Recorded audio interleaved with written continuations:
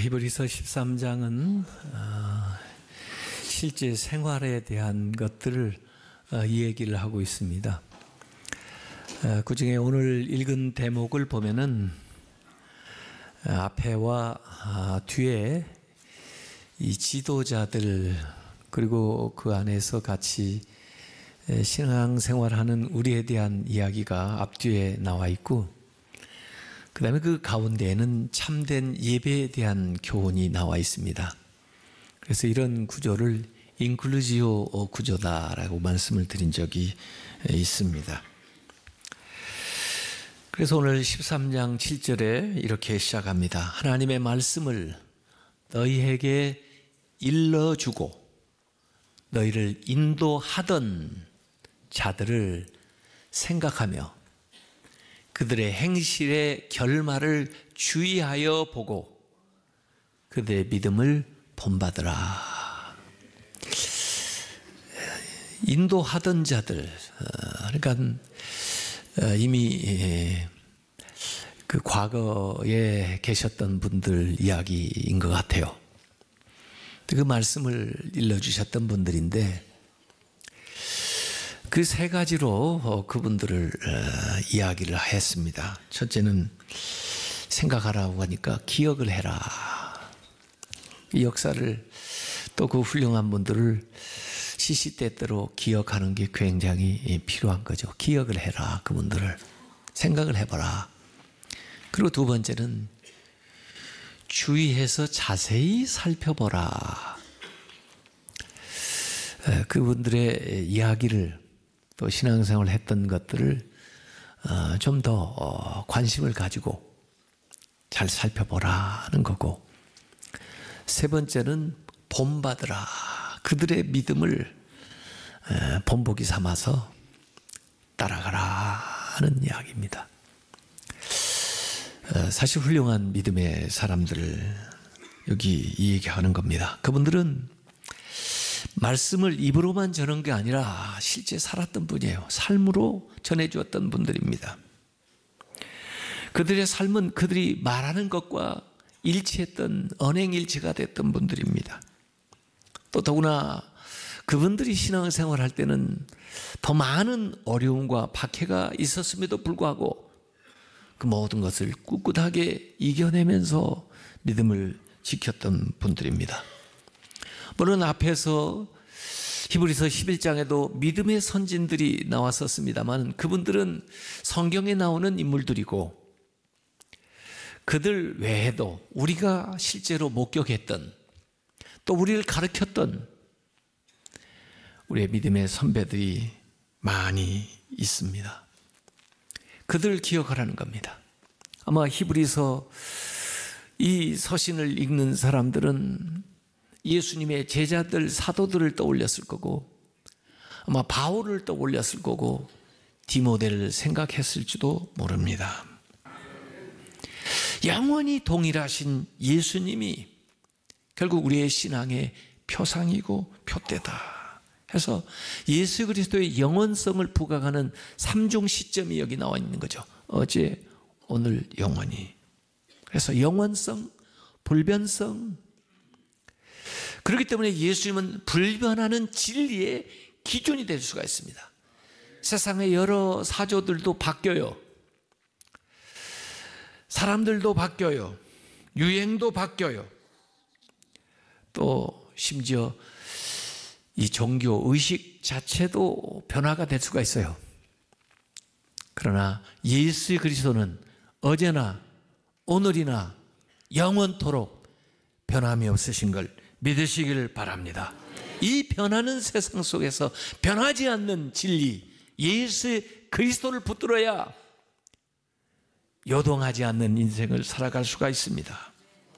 지금 히브리서 기자는 과거에 있었던 성전 그리고 그 제사, 제도 또 많은 사람들에 대해서 얘기했지만 그들이 사라져 갔어도 예수 그리스도는 영원하다는 것입니다. 이렇게 본받을 만한 지도자가 있는가 하면 또 반면에 유혹하는 미혹하는 이단 사설들도 세상에 많습니다. 그래서 히브리서 13장 9절에 여러 가지 다른 교훈에 끌리지 마라. 마음은 은혜로서 굳게 함이 아름답고 음식으로서 할 것이 아니니 음식으로 말미암아 행하는 자는 유익을 얻지 못하였느니라. 이렇게 나와 있습니다. 여러 가지 다른 교훈, 다른 거니까 진리에서 이탈한 거죠. 모조품이죠. 그런데 세상에 가짜일수록 더 화려해요. 더 사람들을 현혹해요. 그래서 사람들이 거기에 끌려 나갑니다. 과거에 있었던 유대주의, 영지주의, 물질주의, 세속주의, 여러 가지 현재 많은 풍조들이 우리를 미혹하게 해요. 그럴듯하게 만들어요. 그래서 지금도 대한민국에 많은 이단 사설들이 있어가지고 이상한 교리를 만들어가지고 사람들 미혹하는데 얼마나 많은 사람들이 거기에 넘어가는지 모르겠어요. 그렇기 때문에 우리에게 필요한 게 뭐냐? 영적 분별력입니다. 영적으로 분별력이 있어야 돼요. 오늘 10절부터 16절까지는 중간에 참된 예배에 대한 설명을 하고 있습니다. 10절에 우리에게 제단이 있는데, 히브리 사람들은, 유대교는 제단을, 번제단을 제단이라 거기에서 제물을 살라가지고 드렸는데, 아니 그러면 우리의 제단은 뭐야? 뭘 사르는데? 아마 그런 질문이 있을 거예요. 우리의 제단은 예수 그리스도의 십자가입니다. 우리에게 있는 제물은 예수 그리스도신데 영원한 제물이십니다. Once for all, 단번에 들이심으로 모든 걸 끝내버렸어요.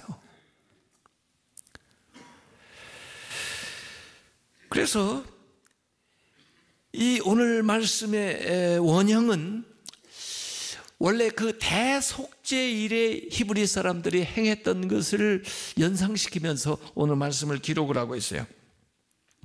대속죄일은 예수 그리스도께서 십자가에 행하실 것에 대한 모형이었죠.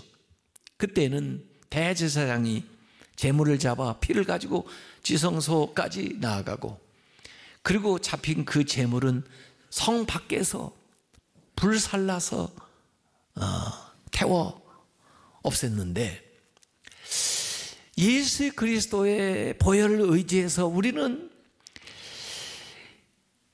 성소뿐 아니라 대제사장만 들어갈 수 있는 지성소까지 휘장이 열려서 들어가고, 그뿐 아니라 그 지성소를 통해서 하나님의 우편 예수 그리스도의 보좌에까지 상달될 수 있는 그런 특권을 가졌을 뿐만 아니라, 예수 그리스도께서 그 십자가를 못 박혀 돌아가신 것이 그 갈보리산, 예루살렘 성 밖에 그 갈보리에 못 박히셨는데, 바로 우리가 그 예수 그리스도의 그 십자가 아래로 성 밖으로 나아간다 하는 이야기가 거기에 나와 있어요. 그래서 예수 그리스도에게 우리가 나아가는데, 여기 앞에 나왔던 히브리서의 기사들과 연관지어서 생각하면 양방향이에요. 안으로 깊이 지성소까지 하나님 보좌에 이르고, 또 밖으로 이 성막을 넘어 세상 저 성 밖에까지 이르는 양방향의 신앙생활을 하는 거죠. 안으로 거룩하게 주님의 존전 앞에 들어가고, 밖으로 이 세상, 죄악된 세상에 나아가 주님의 증인이 되는 안과 밖으로 향하는 건데, 밖을, 세상을 향하여 나아갈 때 마치 예수 그리스도께서 갈보리의 십자가를 지시는 것처럼 예수 그리스도께서 우리에게 남겨주신 나의 십자가를 지고 주님을 그 성 밖까지 따라가는 삶이 바로 우리의 신앙생활입니다. 그래서 마태복음 16장 24절에 누구든지 나를 따라오려거든 자기를 부인하고 자기의 십자가를 지고 나를 따를 것이니라. 그래서 오늘 본문에도 우리도 그의 치욕을 짊어지고 13절에 영문 밖으로 그에게 나아간다, 그렇게 얘기를 하고 있어요. 그래서 우리가 그리스도와 함께 또 그리스도에게 성소로 지성소로 들어가고 또는 부르시는 사명의 자리 세상으로 나아가는 거예요. 마치 애굽에 있었던 이스라엘이 애굽에서 나가 출애굽하는 것처럼 우리가 성소에만 머물러 있지 않고 나아가 세상으로 나아가는 거예요. 구약 성경에는, 히브리에는 신자가 되기 위해서는 모든 사람들이 유대인이 돼야 돼요. 유대인처럼 귀화를 해서 유대인이 지키는 율법을 지키면서 그들의 공동체 안에서 그들이 규정해 놓은 삶의 규칙대로 살아가야만 하나님을 믿을 수 있는 사람이 됐어요. 그게 과거의 방식이에요. 근데 예수 그리스도를 통해서 유대인이 되지 않고도 있는 자리에서 얼마든지 그리스도인이 될 수가 있습니다. 이게 원심력적인 선교 방법이에요. 성령 받아서 예루살렘과 온 유대 그리고 사마리아 그리고 땅끝까지 이르러 내 증인이 되라, 세상을 향해 나가는 거예요. 과거에는 구심력적으로 유대인이 되는 것이 바로 하나님의 백성 되는 거였는데, 지금 그리스도인이 된다는 것은 어느 나라 어느 민족이든지 있는 곳에서 주님을 믿을 수가 있는데, 그러기 위해서는 나가야 되는 거죠. 먼저 믿은 자들이 나가야 되는 거죠. 그들 향해 가야 되는 거죠. 사실 이 성 안에 견고하게 성을 쌓아놓고 살아가는 것이 안주한 것 같지만은 그 성도 영원한 성이 못 됩니다. 과거에 지어놓은 성 모든 걸 지금 한번 보세요. 다 무너지거나 또 유적으로 남았거나 더 이상 지켜주지 못해요. 더 많이 지경이 넓혀졌거나 그렇게 되는 거죠. 과거의 성은 영원한 성이 되지는 못해요. 우리의 안전은 그 성이 보장해 주지 못해요. 성 안에 안주하는 삶이 아니라 성 밖으로 나아가는 나그네의 삶을 살아야 된다 하는 걸 얘기를 하고 있어요. 소돔과 고모라가 지켜줄 것 같지만은 하나님 말씀에 의해서 이 성 밖으로 나아가라, 돌아보지도 말고 나아가라. 우리 안전은 하나님에게 있는 것이지 이 성이 우리를 지켜주지 못합니다. 그래서 오늘 말씀 13장 14절에도 우리가 여기에는 영구한 도성이 없고 흔들리지 않는, 무너지지 않는 그런 도성이 없으므로 장차 올 것, 장차 올 영구한 도성을 찾는다 그랬습니다. 장차 올 영원한 도시는 하늘의 예루살렘이고 하나님의 도성입니다. 그렇기 때문에 우리가 믿음으로 주님이 남기신 일들을 감당하기 위해서 이 성 밖으로 나가야 되는 거죠. 13장 15절에 그러므로 우리는 예수로 말미암아, 우리가 드리는 예배는 예수로 말미암는 것입니다. 과거에는 제물로 말미암아 드렸지만 우리는 예수로 말미암아 항상 찬송의 제사를 하나님께 드리자.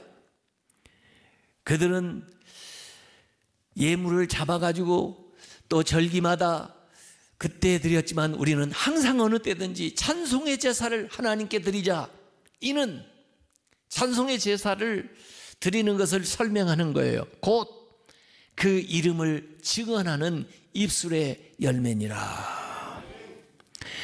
여기 우리가 드려야 될 참 예배를 설명하고 있는데, 그들은 제사를 드릴 때마다 제물을 잡았지만은 예수 그리스도가 그 단번으로 모든 것을 해결하셨기 때문에 우리는 예수 그리스도로 말미암아 하나님께 나아가는데, 우리가 드리는 제사는 제물로, 짐승의 희생으로 드리는 게 아니고 찬송의 제사를 드린다 그 말입니다. 우리에게는 더 이상 희생의 제사가 필요 없고 우리에게는 찬송의 예배만 있다고 하는 이야기입니다. 하나님은 어떤 짐승 제사보다 감사하면서 드리는 찬송의 제사를 더 기뻐하신다는 거예요. 그런데 우리가 드리는 그 찬송 안에는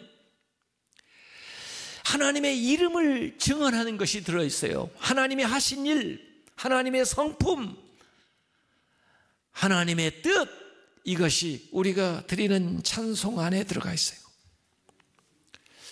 오늘 읽은 말씀을 가만히 묵상해 보면요, 재미있는 구조가 나와요.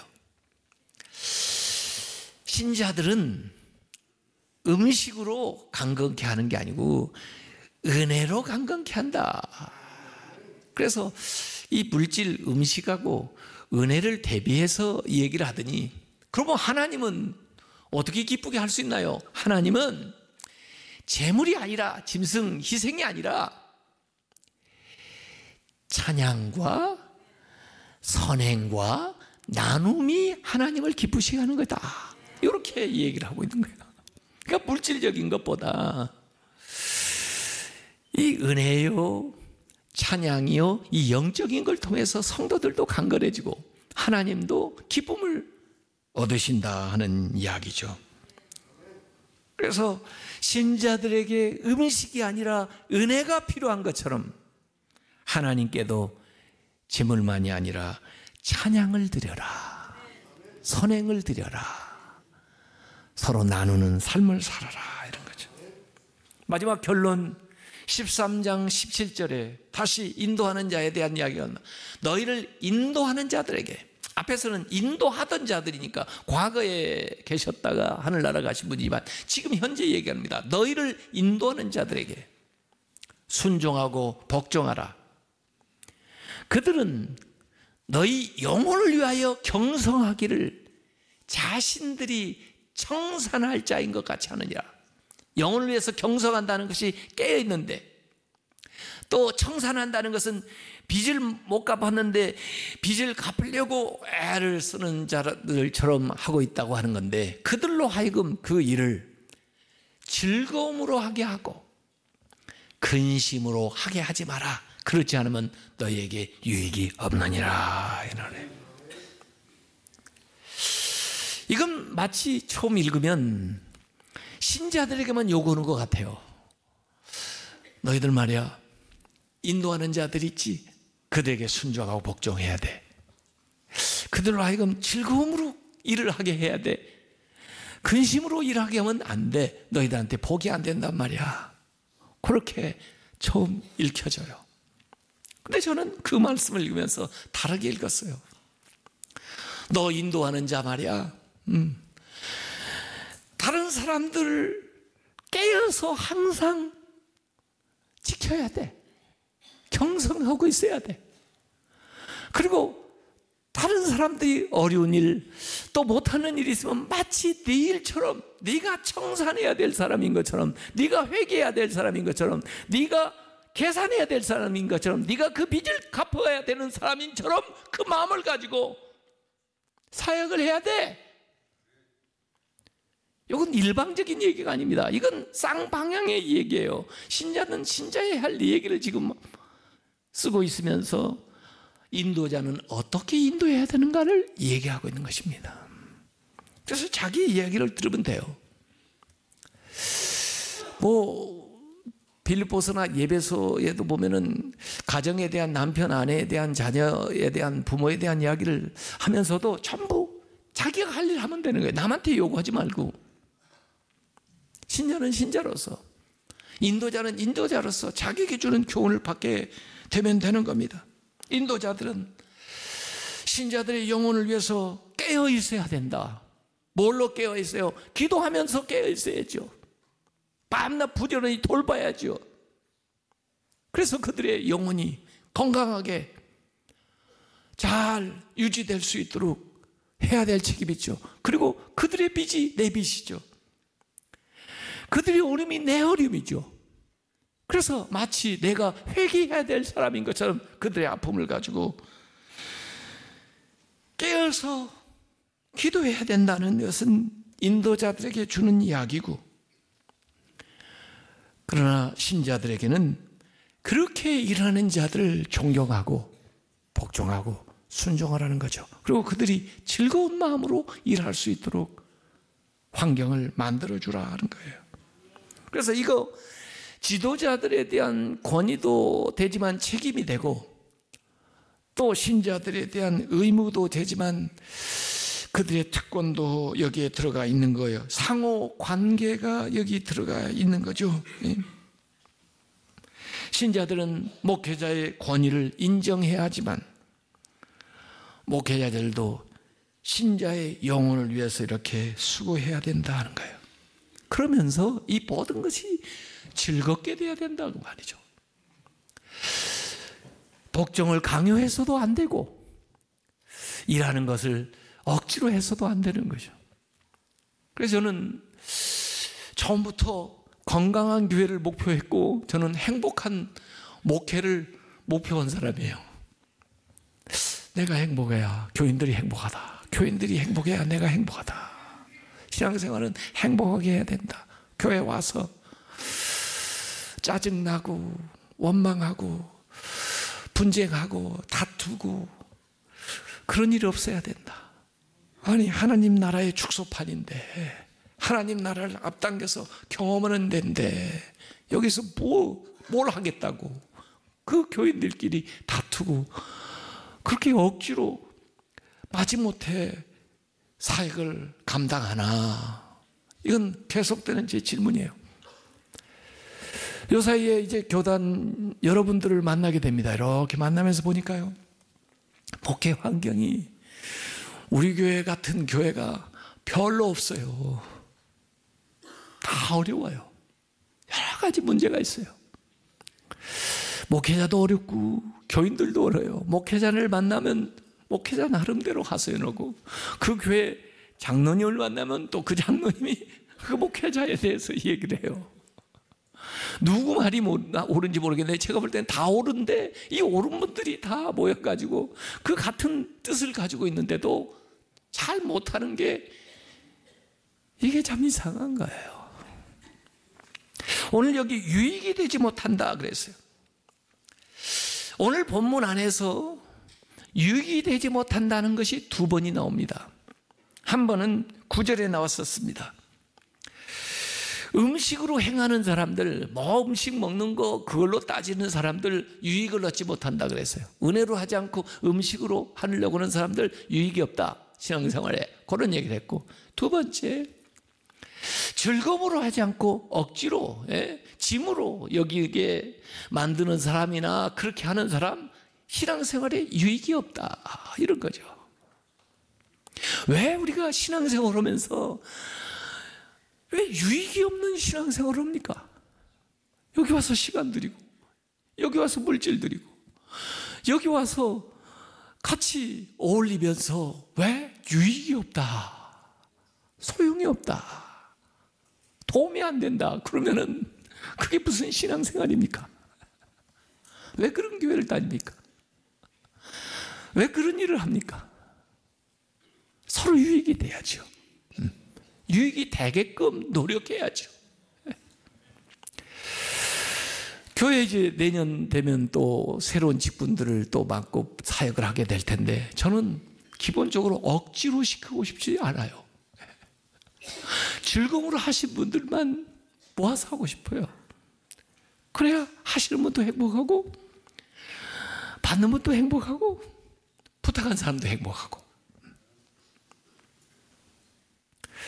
저는 행복한 것 같습니까? 왜 이렇게 대답이 시원찮아? 제가 행복하게 목회하는 것 같습니까? 저는 진짜 어디 가서든지 저는 행복한 목회자라고 그럽니다. 여러분은 행복하십니까? 정말 행복하십니까? 여러분이 행복하시길 바랍니다. 난 여러분이 행복하게 신앙생활하는 게 제 목표예요. 근데 행복하시지 않다면 제가 잘못하는 거예요. 우리의 신앙생활이 서로에게 유익이 될 뿐만 아니라 다른 사람들에게 유익을 끼쳐야 돼요. 그러지 않으면 무슨 신앙생활이 우리에게 도움이 되겠습니까?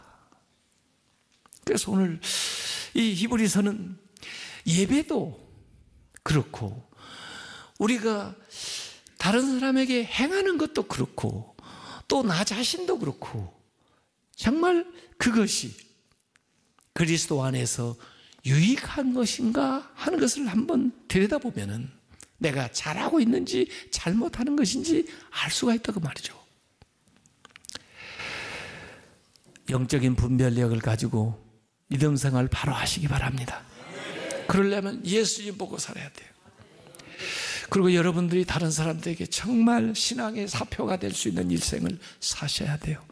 그런 분들은 배나 존경해드리고 우리가 그 길을 따르도록 노력해야 되고 우리의 예배 시간을 통해서는 하나님만 찬송을 받으시고 또 우리의 예배가 생활로 이어졌을 때는 선행과 작은 자들을 돌보는 것으로 나타나고 그렇게 해서 우리의 신앙생활이 우리의 삶의 모든 분야에서 유익을 가져오는 그런 복된 삶을 사시길 주님의 이름으로 축원합니다.